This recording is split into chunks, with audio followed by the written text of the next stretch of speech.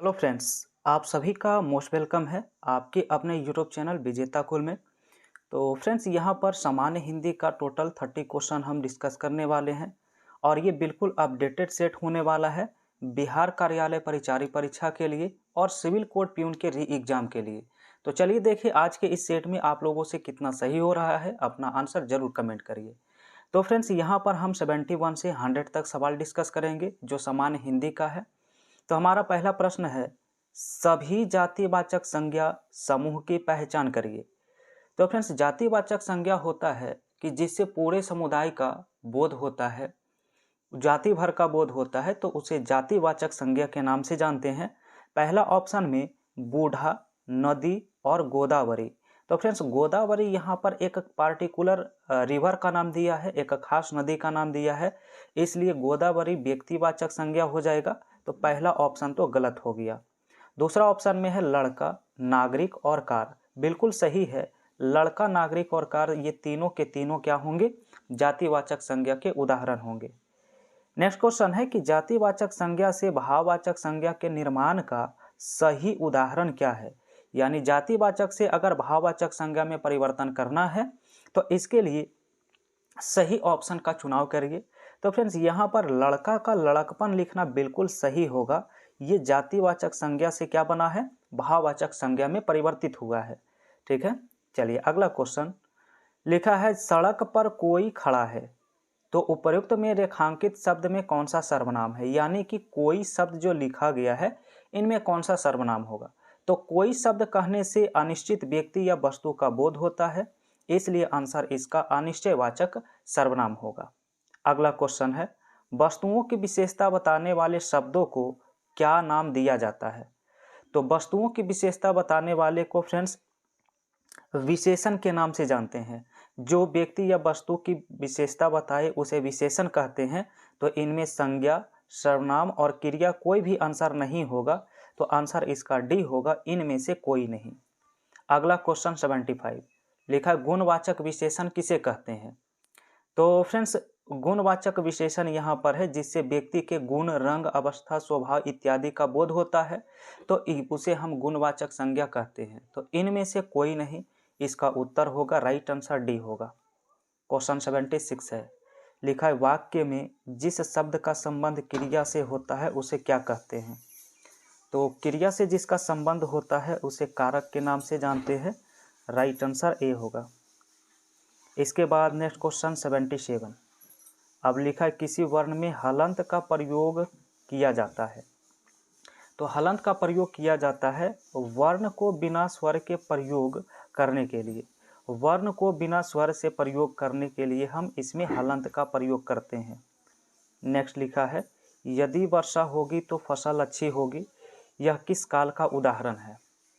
तो चूंकि यहाँ पर एक दूसरे के ऊपर ये डिपेंडेंट है, तो डिपेंडेंट होने के कारण यहाँ पर राइट आंसर जो हो जाएगा इन ऑप्शन में भविष्यत काल इसका सही होगा। यदि वर्षा होगी तो फसल अच्छी होगी, ये आगे की समय के बारे में बताया जा रहा है, आंसर ए हो जाएगा।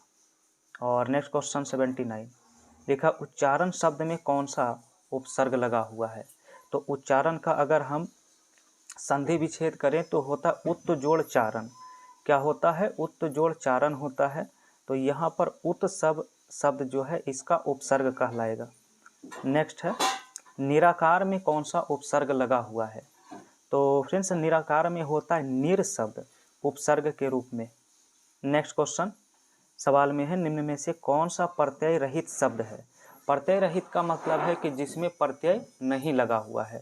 तो यहाँ पर आप झुकाव, उल्लेखनीय और भाव विहल में देखा जाए तो ऑप्शन बी, भाव विहल में कोई भी उपसर्ग प्रत्यय नहीं लगा हुआ है, तो सही आंसर इसका बी है। इसके बाद नेक्स्ट क्वेश्चन 82 है, लिखा है, वांग्मय का संधि विच्छेद निम्न में से क्या होता है।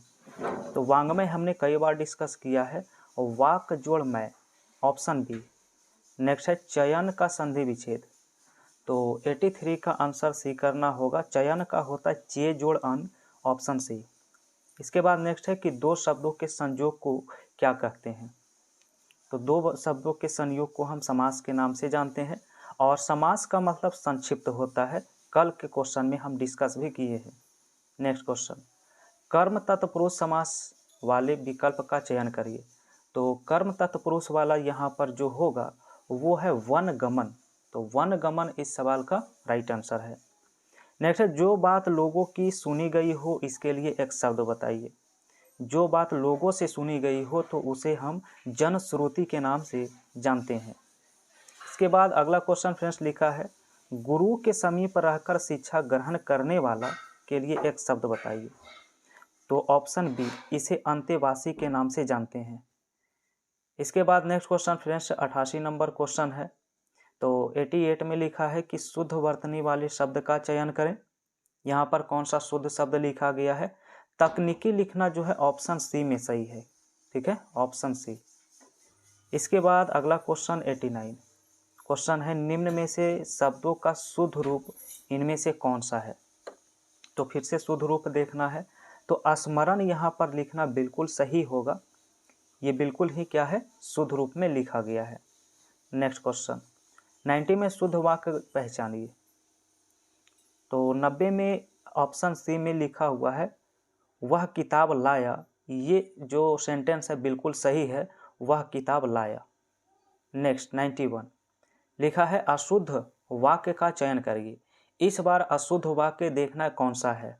तो ऑप्शन सी में लिखा है, मैं तो अवश्य ही जाऊंगा। ये सेंटेंस गलत है। गलत इसलिए है क्योंकि फ्रेंड्स अवश्य या तो इन दोनों शब्दों को एक साथ यूज करना गलत माना जाता है, क्योंकि तो शब्द वाक्य पर जोर देने का काम करता है। तो ये दोनों शब्द एक साथ इस्तेमाल नहीं हो सकते, इसलिए आंसर सी करना होगा। चलिए सवाल नेक्स्ट है, निम्न में से ईश्वर के सही पर्यायवाची शब्द क्या होता है? याद रखिए, ईश्वर का जगदीश या ईश ऑप्शन ए होगा। नेक्स्ट क्वेश्चन 93 लिखा है, सही पर्यायवाची शब्द चुनिए। रमा का पर्यायवाची शब्द क्या होगा? तो फ्रेंड्स रमा का याद रखना होगा इंदिरा, ऑप्शन ए। नेक्स्ट है, ज्येष्ठ का विलोम शब्द पूछा है, क्या होता है ज्येष्ठ का विलोम शब्द? तो ज्येष्ठ का कनिष्ठ, आंसर ए है। नेक्स्ट है, सघन का विलोम शब्द क्या होता है? तो 95 का बी याद रखना होगा, सघन का विघ्न होता है। नेक्स्ट क्वेश्चन 96 में है, आंखें बिछाना मुहावरे का अर्थ क्या है? तो फ्रेंड्स इसका मतलब है अधिक आदर सत्कार करना। नेक्स्ट क्वेश्चन लिखा, छक्का पंजा करना, इस मुहावरे का अर्थ क्या है? तो इसका मतलब है कि ओछी हरकत से कार्य सिद्ध करना, ऑप्शन बी। और नेक्स्ट क्वेश्चन 98 है, लिखा, प्रेम धन की छाया स्मृति के लेखक कौन है? तो 98 का सी होगा, रामचंद्र शुक्ल। क्वेश्चन 99 है कि किस वाक्य में विदेशी मूल के शब्द नहीं है? तो विदेशी मूल के शब्द जो प्रयोग नहीं हुआ है वो ऑप्शन डी में है, वह सदैव सच बोलता है। और आज का अंतिम प्रश्न 100 नंबर सवाल है, लिखा, किस विकल्प में कोई भी शब्द विदेशी मूल के नहीं है? तो विदेशी मूल के कौन से शब्द इनमें नहीं है?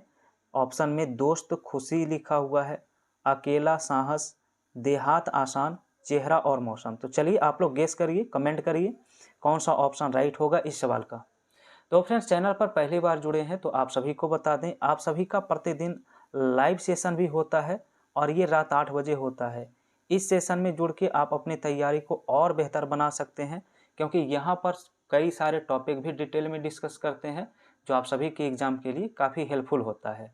तो फ्रेंड्स ये वीडियो आप सभी को पसंद आया हो तो लाइक कर दीजिए, शेयर कर दीजिए। पहली बार जुड़े हैं चैनल को भी सब्सक्राइब करके बेल आइकन की घंटी प्रेस कर लीजिए।